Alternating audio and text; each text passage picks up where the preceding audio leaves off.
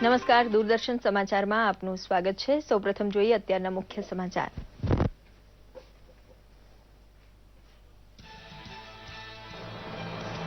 યોગને જીવનનો ભાગ બનાવવા પ્રધાનમંત્રીનું આહવાન। આંતરરાષ્ટ્રીય યોગ દિવસ નિમિત્તે પીએમ મોદીની અધ્યક્ષતામાં 30,000 લોકોની ઉપસ્થિતિમાં ચંદીગઢમાં યોજાયો મુખ્ય કાર્યક્રમ। યોગ ધાર્મિક કાર્યક્રમ નહીં, સ્વસ્થ રહેવાનું વિજ્ઞાન હોવાનું જણાવ્યું।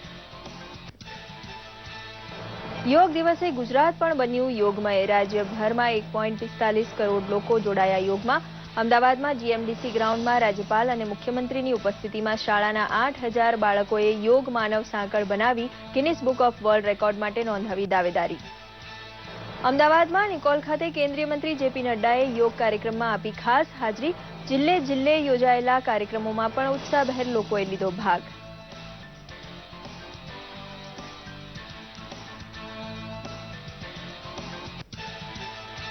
કન્યા કેળવણી ઝુંબેશની સાથોસાથ શાળા પ્રવેશોત્સવની ફલશ્રુતિ મુખ્યમંત્રીએ ટ્વીટ વડે કરી જાહેર।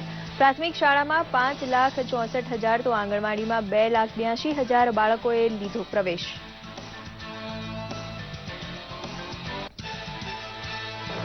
સૌરાષ્ટ્રના દરિયા કિનારેથી વરસાદી વાદળનો પ્રવેશ થતા ઠેર ઠેર અમી છાંટાણાથી ભીંજાયું ગુજરાત, પરંતુ હવામાન ખાતું કહે છે મેઘ તરબોળ બનવા હજુ 22 જૂન સુધી રાહ જુએ ગુજરાત।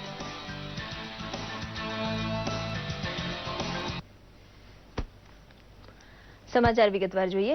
સમગ્ર વિશ્વમાં આજે યોગ દિવસ મનાવાઈ રહ્યો છે। પ્રધાનમંત્રી નરેન્દ્ર મોદીએ ગત વર્ષથી શરૂ કરેલા વિશ્વ યોગ દિવસની ઉજવણીનો મુખ્ય કાર્યક્રમ આ વર્ષે પંજાબના ચંદીગઢમાં યોજાયો હતો, જેમાં 30,000 જેટલા લોકોએ ભાગ લીધો હતો। પ્રસ્તુત છે એક અહેવાલ। પંજાબના ચંદીગઢનું કેપિટલ કોમ્પ્લેક્સ ગ્રાઉન્ડ આ વર્ષના આંતરરાષ્ટ્રીય યોગ દિવસની રાષ્ટ્રકક્ષાની ઉજવણીનું સાક્ષી બન્યું। પ્રધાનમંત્રી નરેન્દ્ર મોદીએ પંજાબ અને હરિયાણાના રાજ્યપાલ કપ્તાનસિંહ સોલંકી, કેન્દ્રીય મંત્રી શ્રીપાદ નાયક અને વિજય શાંખલા, પંજાબના મુખ્યમંત્રી પ્રકાશસિંહ બાદલ તથા હરિયાણાના મુખ્યમંત્રી મનોહરલાલ ખટ્ટર સહિતના અગ્રણીઓની ઉપસ્થિતિમાં યોગ દિવસની ઉજવણીનો પ્રારંભ કરાવ્યો હતો। આ વર્ષની યોગ દિવસની ઉજવણીની થીમ કનેક્ટ ધ યુથ રખાઈ છે। કાર્યક્રમના પ્રારંભ પ્રસંગે પ્રધાનમંત્રીએ યોગનું મહત્વ સમજાવતા તેને આપણા પૂર્વજોએ આપેલો અમૂલ્ય વારસો ગણાવી યોગને જીવન સાથે જોડવા લોકોને અપીલ કરી હતી। પ્રધાનમંત્રીએ જણાવ્યું કે યોગ કંઈક પામવાનો નહીં, પરંતુ મુક્તિનો માર્ગ છે। योग क्या मिलेगा इसके लिए नहीं है, योग मैं क्या छोड़ पाऊंगा, मैं क्या दे पाऊंगा, मैं किन किन चीजों से मुक्त हो पाऊंगा, ये मुक्ति का मार्ग है, पाने का मार्ग नहीं है। સાથે જ પ્રધાનમંત્રીએ યોગને પરલોકનું નહીં, પરંતુ પૃથ્વીલોકનું વિજ્ઞાન ગણાવ્યું। યોગ એ કોઈ ધાર્મિક કર્મકાંડ નહીં, પરંતુ શરીરની સ્વસ્થતા અને સમાજની એક સૂત્રતા માટે છે, તેમ તેમણે જણાવ્યું। ये धार्मिक कर्मकांड नहीं है, योग इहलोक में तुम्हें मन को शांति कैसे मिलेगी, शरीर को स्वस्थता कैसे मिलेगी, समाज में एक सूत्रता कैसी बनी रहेगी, उसकी ताकत देता है। યોગ મનને સ્થિરતા અને શરીરને ગતિશીલતા આપે છે તેમ જણાવતા પ્રધાનમંત્રીએ જણાવ્યું કે યોગ આપણને ઝીરો બજેટથી હેલ્થ ઇન્સ્યોરન્સ આપે છે। યોગ શારીરિક, આધ્યાત્મિક અને સામાજિક ચેતનાનું માધ્યમ હોવાનું જણાવતા પ્રધાનમંત્રીએ જણાવ્યું હતું કે યોગનું સાચું રૂપ વિશ્વ સમક્ષ પહોંચે તેના પર કામગીરી થઈ રહી છે। તો યોગ એક મોટા વ્યવસાય તરીકે પણ વિકસી રહ્યો હોવાનું પ્રધાનમંત્રીએ જણાવ્યું હતું। પ્રધાનમંત્રીએ ડાયાબિટીસના દર્દીઓની વધતી સંખ્યાને લઈને ચિંતા વ્યક્ત કરતા આ સમગ્ર વર્ષ દરમિયાન યોગમાં ડાયાબિટીસને કેન્દ્ર સ્થાને રાખવા જણાવ્યું હતું। भारत में डायबिटीज की संख्या बढ़ रही है, योग के द्वारा डायबिटीज से मुक्ति मिले या न मिले, लेकिन उसको कंट्रोल तो किया जा सकता है। પોતાના સંબોધનના અંતમાં પ્રધાનમંત્રીએ આગામી વર્ષે યોગ દિવસે યોગ ક્ષેત્રે ઉત્તમ કામગીરી બદલ રાષ્ટ્રીય અને આંતરરાષ્ટ્રીય એમ 2 એવોર્ડ આપવાની જાહેરાત કરી હતી। પ્રધાનમંત્રી સંબોધન બાદ પોતે પણ યોગાભ્યાસમાં જોડાયા હતા।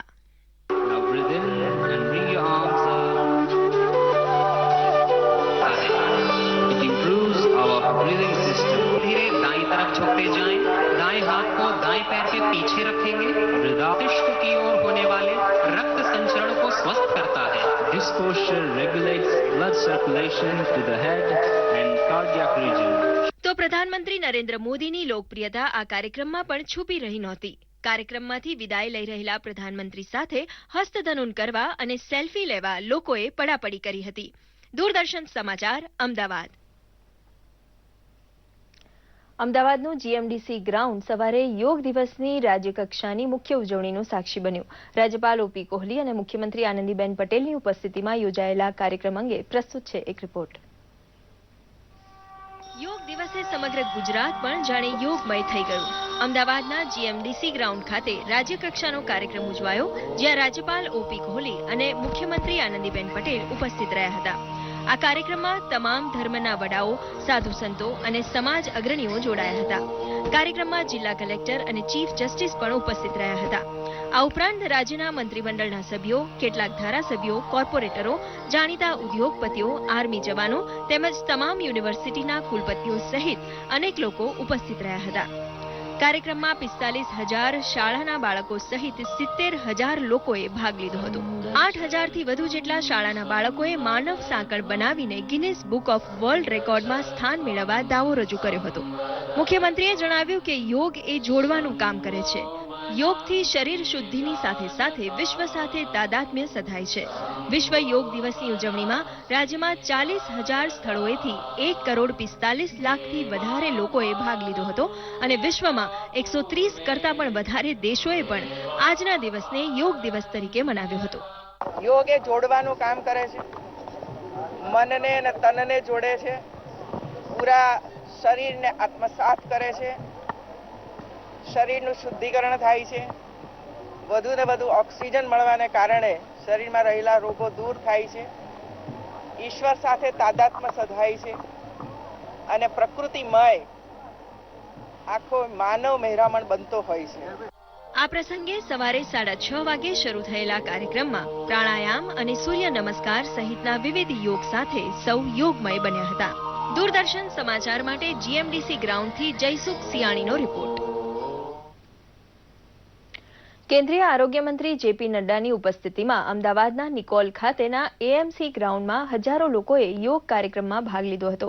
કાર્યક્રમમાં પધારેલા કેન્દ્રીય મંત્રીનું રાજ્ય સરકારની પરંપરા મુજબ ફ્રૂટ બાસ્કેટ આપી સ્વાગત કરાયું હતું.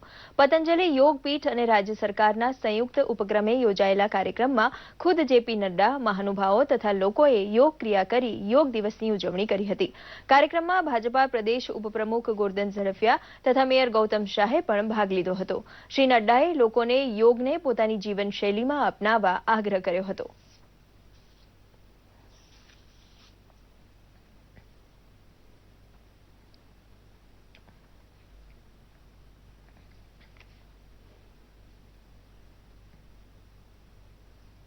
सरकार के स्तर पर एक प्रयास किया जा रहा है कि देश में योग और आध्यात्म स्थापित हो, हर व्यक्ति योग से जुड़े. हमारे पतंजलि योग समिति के माध्यम से हर जिला स्तर पर हमने कम से कम 50 कार्यक्रम करने जा रहे हैं. अहमदाबाद में 2 बड़े कार्यक्रम जीएमडीसी ग्राउंड और निकोल सर्कल में पतंजलि के सरकार के साथ सहयोग से हम कार्य कर रहे हैं और अहमदाबाद में बाकी 100 जगह पर भी हमारी योग की क्लासें चल रही हैं. तो इस तरह पूरे गुजरात में बहुत बड़े स्तर पर लाखों की संख्या में लोग आज योग करेंगे. फेज वाइज तरीके से एम्स को प्रारंभ किया जा रहा है. सारे देश को हम एक बराबर दृष्टि से देखते हुए सभी प्रदेशों को हम एम्स देने का प्रयास कर रहे हैं. आपकी जानकारी में उत्तर भारत, पूर्व भारत और मध्य भारत स्वास्थ्य की दृष्टि से कमजोर रहा है. इसलिए एम्स के दृष्टि से हम उसी दृष्टि से प्रयास कर रहे हैं. आपको समय रहने पर बता देंगे. आज योग दिवस पर आप सबको मेरी शुभकामनाएं हैं और अच्छे सकारात्मक भाव से हम एम्स को भी आगे बढ़ाएंगे. દેશ સહિત સમગ્ર વિશ્વ આજે આંતરરાષ્ટ્રીય યોગ દિવસ મનાવી રહ્યું છે, ત્યારે જામનગર ખાતે સેનાની 3 પાંખો દ્વારા યોગ દિવસની ઉજવણી કરવામાં આવી હતી. જામનગર સ્થિત આઈએનએસ વાલસુરા ખાતે સેનાના અધિકારીઓ, જવાનો અને તેમના પરિજનો સહિત 1500થી વધુ લોકો યોગાભ્યાસમાં જોડાયા હતા, જ્યારે એરફોર્સ સ્ટેશન સહિતના વિવિધ સ્થળોએ પણ યોગ દિવસની ઉજવણી કરવામાં આવી હતી. મોટી સંખ્યામાં જવાનો સહિતના લોકોએ સતત 1 કલાક સુધી વિવિધ યોગાસનો કરી તન અને મનની શાંતિનો અનુભવ કર્યો હતો.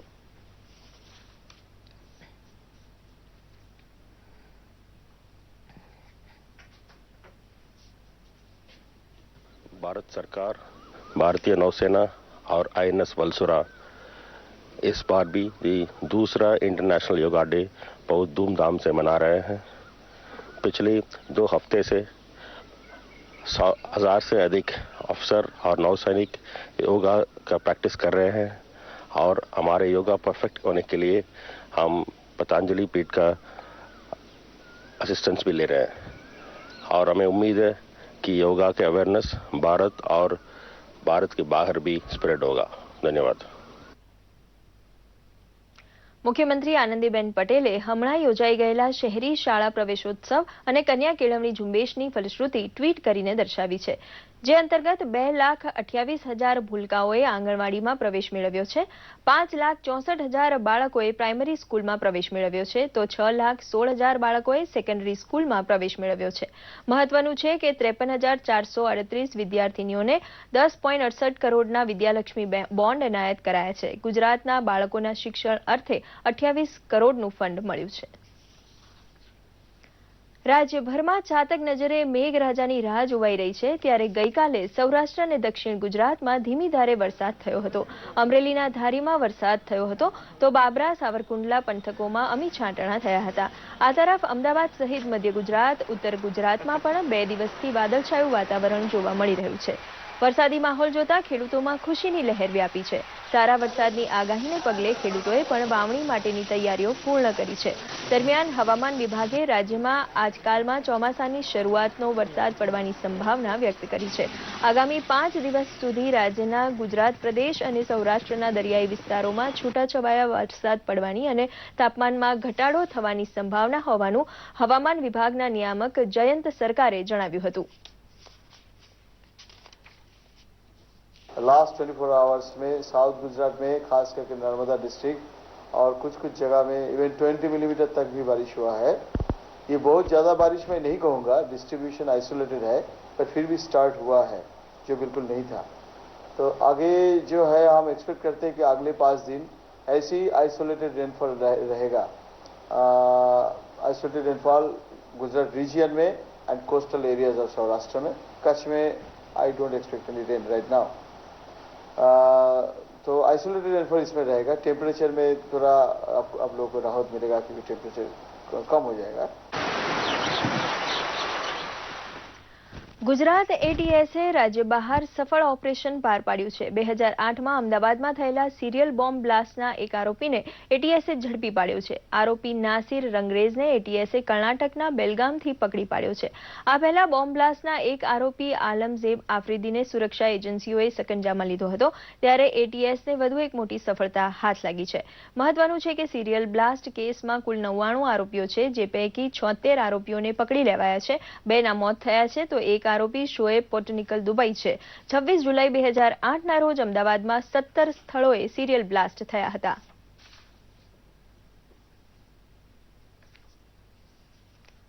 જુલાઈના રોજ અમદાવાદમાં ભગવાન જગન્નાથ નગરચર્યાએ નીકળવાના છે. નાથની નગરચર્યાના પખવાડિયા પહેલા તેમનો મહાજળાભિષેક કરાય છે. આ અદ્ભુત નજારો ગઈકાલે અમદાવાદ વાસીઓએ નિહાળ્યો. ગજરાજ પર 108 કળશમાં જળ લાવીને ભગવાનને અભિષેક કરાયો. જોઈએ આ અહેવાલ. 108 કળશ લઈને સાબરમતી નદી પહોંચ્યા હતા. ગાદીપતિ મહંત દિલીપદાસજીના નેતૃત્વમાં નીકળેલી જળયાત્રામાં બેન્ડવાજા, ભજન મંડળી અને મોટી સંખ્યામાં ધજા પતાકા સાથે લોકો જોડાયા હતા. ભગવાન જગન્નાથ વિશ્વના દેવતા છે, તે સૌને તમામ પ્રકારની સુખ સુવિધા આપે તેવી આજના તબક્કે પ્રાર્થના પણ કરીએ. સાથે સાથે ભગવાન જગન્નાથજીના આશીર્વાદથી આવનારા વર્ષની વર્ષા પણ ખૂબ સારી થાય તેવી શુભકામનાઓ પણ રાખી છે. સૌનું કલ્યાણ થાય તેવી જ ભાવનાઓ સાથે સૌ કોઈને જય જગન્નાથ. સાબરમતી નદીના સોમનાથ ભૂદરના આરે પહોંચ્યા બાદ ગંગા પૂજન કરાયું હતું, જે બાદ નિજ મંદિરે પરત ફરી ભગવાનનો જળાભિષેક કરાયો હતો. જળાભિષેક બાદ ષોડશોપચાર પૂજન વિધિ થઈ અને ભગવાનના ગજવેશે દર્શનનો લાભ શ્રદ્ધાળુએ ઉઠાવ્યો. ખાસ તો આ જલયાત્રામાં આ વખતે બળદ ગળા ઉપર ભગવાન જલયાત્રા માટે નીકળ્યા. 108 કુંભ દ્વારા જલ લેવાનો આજનો કાર્યક્રમ હતો. આ જલયાત્રામાં કુદરતે પણ વરસાદના ટપકા, આજે વરસાદના ટપકા અહીંયા આવ્યા એ એક સારો શુભ સંકેત છે. અમદાવાદનો વરસાદ પણ આ વખતે સારો થવાનો છે અને ખાસ કરીને અમદાવાદીઓએ આજે આ જલયાત્રાનો ખૂબ લાભ લીધો છે અને ઉત્સાહભેર લાભ લીધો છે. જળાભિષેક બાદ ભગવાનને ગજવેશથી શણગારી મોસાળે મોકલવાની ધાર્મિક પરંપરા છે. તેને જાળવી રાખતા ભગવાનને સરસપુર ખાતે મોસાળની 15 દિવસની મહેમાન ગતિએ મોકલાયા છે. જગતના નાથની નગર ચર્ચા માટે શહેર આખું ભક્તિમય બન્યું છે. કૃષ્ણા શાહ, દૂરદર્શન સમાચાર, અમદાવાદ. તો આ સાથે આ સમાચાર બુલેટિન અહીં સમાપ્ત કરીએ છીએ. નમસ્કાર.